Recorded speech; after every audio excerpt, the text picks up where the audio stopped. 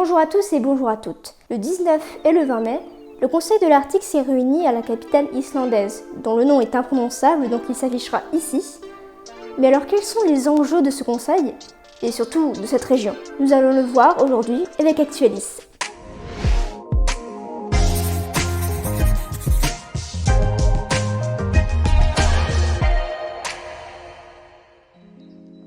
L'Arctique, c'est d'abord un territoire assez vaste, qui est à l'intérieur et aux abords du cercle polaire arctique. 8 pays riverains bordent alors cet océan. Ce sont la Norvège, la Suède, la Finlande, la Russie, les États-Unis, le Canada, le Danemark et l'Islande. Ce sont eux d'ailleurs qui forment le fameux Conseil de l'Arctique, qui est un forum intergouvernemental. En 1996, la déclaration d'Ottawa amène à la création du Conseil de l'Arctique, qui veut un développement durable dans la région grâce à une coopération entre les États membres sur des thématiques communes. Au fil des années, un élargissement spatial s'est réalisé, en plus d'intégrer des sujets plus divers comme la recherche, la santé ou le tourisme. Le Conseil a aussi mis en place des groupes de travail ou des programmes d'action, principalement centrés sur l'évaluation du climat en Arctique. Et comme vous le savez, les chiffres ne sont pas très bons.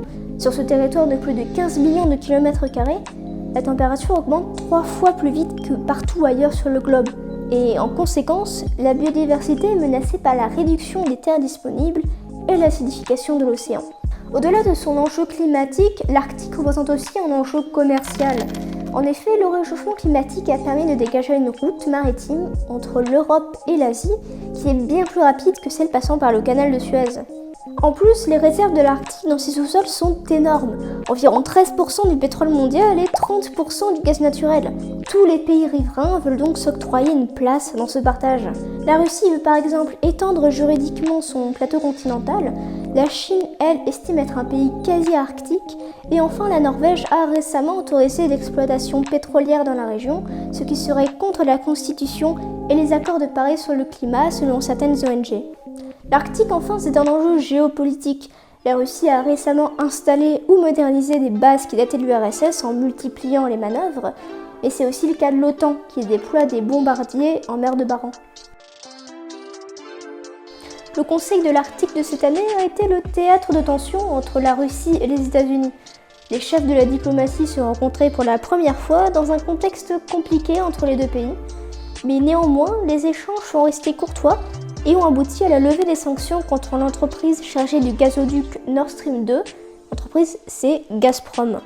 Washington avait en effet estimé que l'accord était mauvais pour l'Europe car augmenterait la dépendance énergétique par rapport à Moscou. Mais l'accord serait bien évidemment mauvais pour les États-Unis car ce serait une concurrence par rapport au gaz naturel vendu par les États-Unis à l'Europe.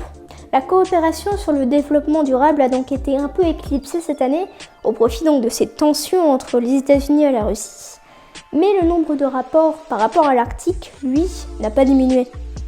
En effet, ces derniers jours, un rapport a été publié dans Nature qui montre que les incendies zombies, qui couvent sous la neige et réapparaissent les printemps suivants, sont favorisés par la crise climatique, ou encore le rapport du PSEA, mandaté par le Conseil de l'Arctique, qui montre lui que dans la région la température augmente 3 fois plus vite, chiffre utilisé plus tôt dans la vidéo. La vidéo est finie, j'espère qu'elle vous aura plu. N'hésitez pas à liker, à partager, à commenter et à aller voir les autres vidéos de la chaîne. Moi je vous dis à bientôt et à la prochaine.